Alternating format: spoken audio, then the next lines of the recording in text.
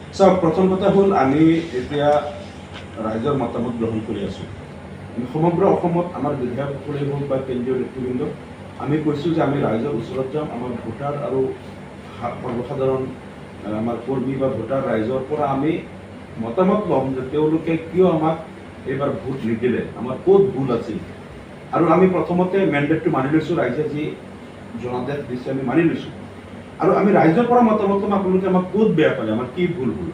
সেই ভুলবিলাক ৰাইজে যিখিনি আমাক ক'ব, সেই ভুলখিনি আমি পৰ্যালোচনা কৰি আমি সেইখিনিৰ পৰা সংশোধন হোৱাৰ কাৰণে পণ লৈছোঁ। যে আমাৰ যদি আমাৰ দলৰ কোনোবা নেতা কৰ্মী যদি দোষী বা ৰাইজে বেয়া পায়, লাগিলে আমি যদি মই দোষী হয় মই আঁতৰি দিম, বা কোনোবা দোষী হয় তেওঁক আঁতৰাই গ'লেও ৰাইজে যাক ভাল পায় জনপ্ৰিয় নেতা তেওঁলোকে আমি আনি পেলাই আগশাৰী দিব বিচাৰিম। আৰু তাৰ লগে লগে আমাৰ য'ত য'ত ভুল হৈছে সেইখিনি যাতে ভৱিষ্যতে কেতিয়াও নহয়, আমি ৰাইজক ক'ম যে এইখিনি ভুল আপোনালোকে দেখুৱাই দিছে, আমাৰ ভুল আমি ভৱিষ্যতে এই ভুলবিলাক আৰু নকৰোঁ।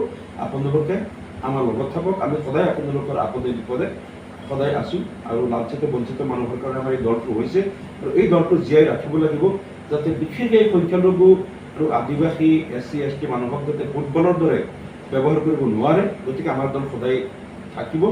এই কথাখিনি আমি যেতিয়া নতুন উদ্যমৰে ভুল সংশোধন কৰি নতুন প্ৰত্যয়েৰে আমি যেতিয়া ৰাইজৰ ওচৰত যাম, আমাৰ বিশ্বাস আছে ৰাইজে আমাক আঁকোৱালি ল'ব।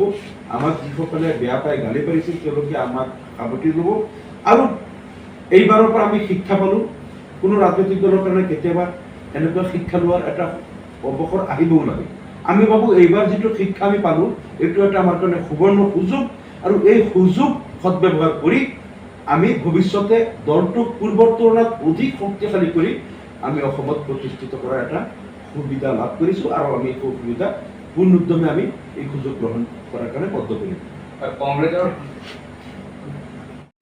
অসমৰ পৰা AIUDF নাইকিয়া হৈ গ'ল, অসমত শূন্য হ'ল AIUDF, এই সন্দৰ্ভত আপুনি কি?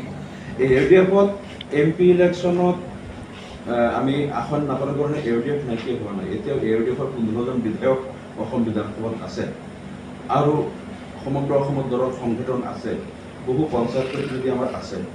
কংগ্ৰেছেও বহুত সময়ত এনেকুৱা হৈছিল, এটা সময়ত ইন্দিৰা গান্ধীয়েও বহুত শোচনীয়কৈ হাৰিছিল।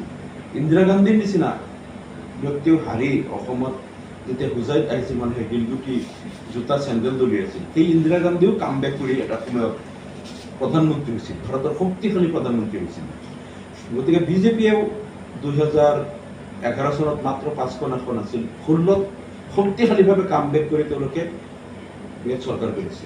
কংগ্ৰেছেও 2019 লোকসভা নিৰ্বাচনত কলিয়াবৰ আৰু নগাঁও কেৱল AIUDFৰ দয়াৰ কাৰণে জিকিছিল, নহ'লে একমাত্ৰ তেওঁলোকে বৰপেটা আসনখন লৈ সন্তুষ্ট থাকিব লগা হয়। তেতিয়াওতো কংগ্ৰেছ শেষ হোৱা নাই।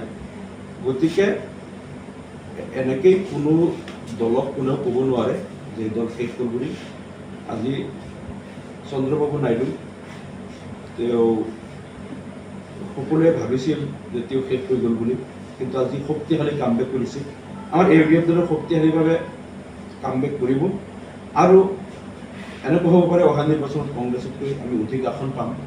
AIUDFক কোনেও নিষেধ কৰিব নোৱাৰে। কংগ্ৰেছেতো এই দলৰ জন্মলগ্নৰ পৰাই কৈ আছে এমাহত দল শেষ কৰি দিম, কেতিয়াবা 6 মাহ, কেতিয়াবা 1 বছৰ, কেতিয়াবা 3 মাহ, এনেকৈ কৈ আছে 2005 চনৰ পৰা এই দল নিষেধ হৈ যাব। এনেকৈ কৈ 19 বছৰ পাৰ হ'ল, এতিয়াও সেই কংগ্ৰেছে কৈ আছে দল শেষ হ'ল। কংগ্ৰেছে শগুনৰ দোৱাত গৰু নমৰে। গতিকে কংগ্ৰেছে যিমানেই কওক AIUDFক নিষেধ কৰিব নোৱাৰে।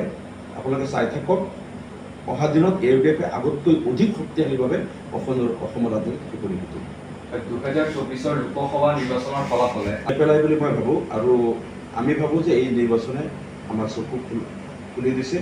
পূৰ্বত যদি আমাৰ ভুল আছিল সেইবিলাক উনুকিয়াই সেই ভুলবিলাক সংশোধন কৰি নতুন উদ্যমৰে নতুন প্ৰেৰণাৰে আমি দলটো কৰি যোৱাৰ এটা আমি এতিয়া সুযোগ লাভ কৰিছোঁ। আমি ভাবোঁ এই সুযোগ লৈ পেলাই যেতিয়া আমি ফিল্ডত নামিম, হয়তো পূৰ্বে আমি 3বাৰ নিৰ্বাচনত আমি যিমান বিধায়ক পাইছিলোঁ তাতকৈ অধিক বিধায়ক 2026ত আমি পাম বুলি আশাবাদী। নিশ্চয় পৰিৱৰ্তন হ'ব, আৰু পৰিৱৰ্তন অৱশ্যই। ৰাহুল গান্ধী প্ৰধানমন্ত্ৰী হৈ আমি তাতেই দিওঁ, সেইমতে তেওঁলোকে দিছে ভোট। কিন্তু শেষত গৈ দেখা গ'ল যে কংগ্ৰেছ বা ইণ্ডিয়া মহাজোঁটে চৰকাৰ কৰিব নোৱাৰিলে। কিন্তু আৰু এটা কথা হ'ল, এইবাৰ নিৰ্বাচনত এটা গুৰুত্বপূৰ্ণ ফেক্টৰ আছিল মানে বহুত ধন বলৰ কথাটো আমাৰ দলে আমি যিহেতু আমি আৰ্থিকভাৱে ইমান শক্তিশালী নহয়, বাকী কংগ্ৰেছ বা বিজেপিৰ প্ৰাৰ্থীয়ে তেওঁলোকে যিমান টকা পইচা খৰচ কৰিছে বা যিমান ধন তেওঁলোকে ব্যৱহাৰ কৰিছে, আমাৰ দলে আমি ৰাইজৰ ওচৰত গৈছিলোঁ, আমি ইমান টকা পইচা খৰচ কৰিব পৰা নাই।